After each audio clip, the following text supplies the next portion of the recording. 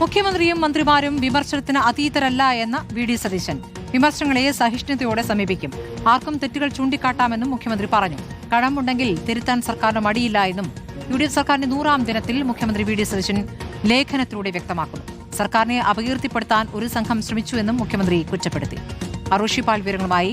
ഋഷിപാൽ, ഇപ്പോൾ വീക്ഷണം പത്രത്തിൽ എഴുതിയിരിക്കുന്ന ലേഖനത്തിലാണ് മുഖ്യമന്ത്രിയുടെ പ്രതികരണം വന്നിരിക്കുന്നത്. എന്തൊക്കെയാണ് അദ്ദേഹം പ്രധാനമായും ചൂണ്ടിക്കാണിക്കുന്നത്? ഋഷിപാൽ,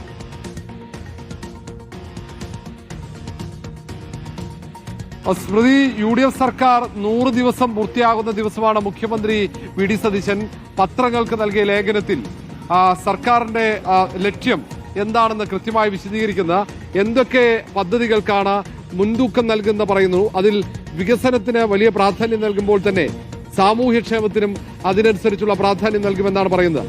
മന്ത്രിമാരും താനും ഉൾപ്പെടെയുള്ള മന്ത്രിസഭ പൂർണ്ണമായും വിമർശനത്തിന് അതീതരല്ല എന്ന നിലപാട് പറയുന്നു. ആ വിമർശനങ്ങൾ അത് വസ്തുനിഷ്ഠമാണെങ്കിൽ സ്വാഭാവികമായും തിരുത്തേണ്ടത് തിരുത്തും എന്നുകൂടി മുഖ്യമന്ത്രി വി.ഡി. സതീശൻ ലേഖനത്തിൽ പറയുന്നു.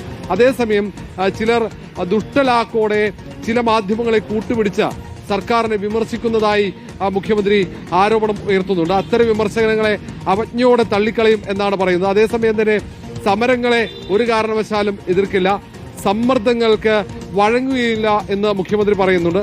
പല വിഷയങ്ങളിൽ സമരം നടക്കുന്നത് ഉദാഹരണമായി ചൂണ്ടിക്കാണിച്ചുകൊണ്ടാണ് മുഖ്യമന്ത്രിയുടെ ലേഖനം. വളരെ വിശദമായ ലേഖനമാണ്. അതിൽ ഏറ്റവും പ്രധാനപ്പെട്ട ബ്ലൂ എക്കണോമി എന്ന ആ തരത്തിലുള്ള പദ്ധതികൾ, തീരദേശ മേഖലയിൽ പ്രത്യേകിച്ച് കടൽ മാർഗമുള്ള ഈ പുതിയ തുറമുഖ നഗരം ഉൾപ്പെടെയുള്ള പദ്ധതികൾ, അതേ സംബന്ധിച്ചടക്കം വിശദമായി ഈ ലേഖനത്തിൽ പ്രതിപാദിക്കുന്നുണ്ട്. കഴിഞ്ഞ പ്രകടന പത്രികയിലേക്ക് ഓരോ കാര്യങ്ങൾ അക്കമിട്ട് നിരത്തിക്കൊണ്ടാണ് മുഖ്യമന്ത്രി ഒരു വലിയ തുടക്കം, ആ തുടക്കത്തിന് ഇവിടെ നാന്ദി കുറിച്ചു എന്ന രീതിയിൽ തന്നെയാണ് പറയുന്നത്. കാരണം ഈ സർക്കാരിന്റെ 100 ദിവസം അത് പ്രതീക്ഷയോടെ തന്നെയാണ് യു.ഡി.എഫ് ഉറ്റുനോക്കുന്നത്.